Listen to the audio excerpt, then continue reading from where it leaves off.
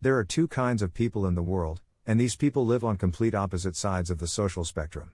The first kind of people have a fleeting influence over other people. They are often very strong and able people, but their strength is shallow.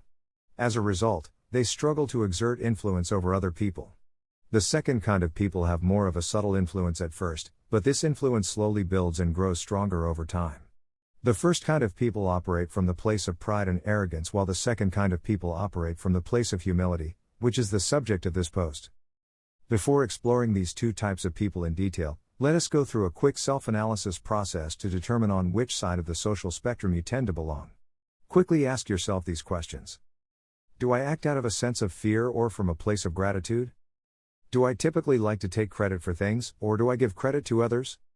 Do I always seek to be proven right, or am I comfortable with being wrong? Do I always feel superior to other people, or do I see other people as my equals? Do I typically overshadow people, or do I allow them to take the spotlight? Do I often boast about my accomplishments, or do I prefer to talk about other people's accomplishments? Given your answers to the above questions, how do you feel you are influencing other people in social situations? How are you presenting yourself to the world, and how does this help or hinder the influence you have over the people in your life? The amount of influence we have over others depends on several factors. There is one factor that stands out above all others that significantly impacts the amount of influence you have over people. That factor, of course, comes down to whether you operate from a place of gratitude or fear, or in other words, from humility or arrogance. Humility and arrogance operate on opposite sides of the social influence spectrum. Both certainly hold some power. For one, that power is fleeting, while for the other, it is subtle but long-lasting. The proud people. Let us explore these two sides of the social spectrum in more details. On one side of this spectrum, we have people who put themselves up on a pedestal above all other people. These people appear to have an incredible amount of self-confidence. However, their self-confidence is nothing more than a trick, like that of a magician who uses carefully thought-out illusions to try to convince people of the validity of their acts. This person shows confidence on the outside, but on the inside, they typically operate from a sense of insecurity and fear. They fear that sooner or later they will be caught, that their magic trick will no longer validate the person they projected to the world. This type of people are arrogant, vain, self-centered and loathsome.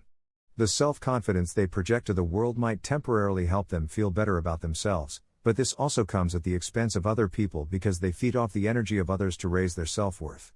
All they do is to talk about themselves and their accomplishments while making other people feel small and insignificant. They do this to hide their flaws and insecurities. They hide their true selves from the world. This rubs people the wrong way. Most people quickly see through this illusory act and quickly lose all respect for this person. And when respect goes, so does any influence that these people potentially could have had over others. The humble people. The second type of people are the exact opposite of the first type. They are typically very genuine, polite, grateful, sincere, modest, and calm. They do not put on any false act to inflate their ego at the expense of others. They are authentic, open, and transparent. They too have their insecurities and fears, but they don't hide these parts of themselves from the world. They fully embrace who they are instead. And because they embrace themselves in this way, they can genuinely present themselves to the world. And it is this genuineness that gives them incredible power and influence over others. A humble person will often put others on a pedestal before themselves, and this is not because they are inferior, weak-minded, or lacking in self-esteem, but because they clearly understand that raising others helps build their confidence.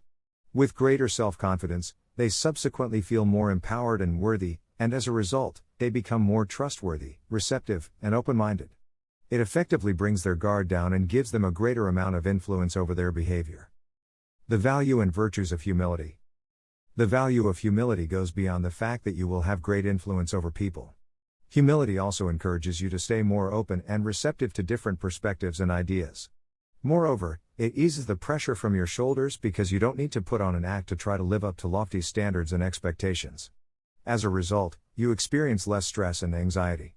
Humility makes you feel better about your failures and mistakes because you are always open to learning from every experience. Humility, however, requires a great deal of self-control.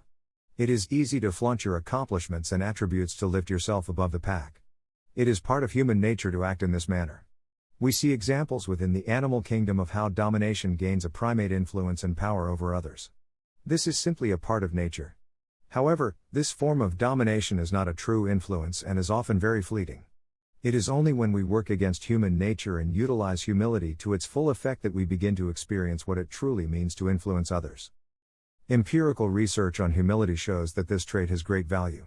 Humility has been linked with better academic performances, job performances, and excellence in leadership. Humble people have better social relationships, avoid deception in their social interactions, and they tend to be forgiving, grateful, and cooperative. Studies have also shown that humility is a consistent predictor of generosity. Humble people tend to be more generous with their time, money, and other resources. Humility can advance your fortune in life, as it is a distinguishing trait of chief executive officers of successful organizations. The connection between humility and generosity also shows that it renders an individual a more valuable member of society. Humble people are always well-adjusted and kind. Given its appropriateness for us as limited and fallible humans and its value for both individual success and social well-being, humility is a virtue worth having.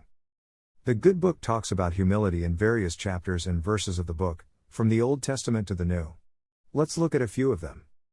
2 Chronicles 7:14, If my people who are called by my name will humble themselves, and pray and seek my face, and turn from their wicked ways, then I will hear from heaven, and will forgive their sin and heal their land.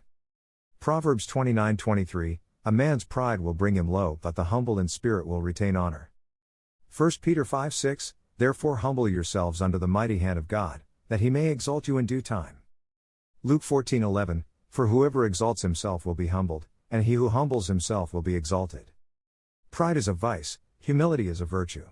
With humility, you can never go wrong. Practice humility daily.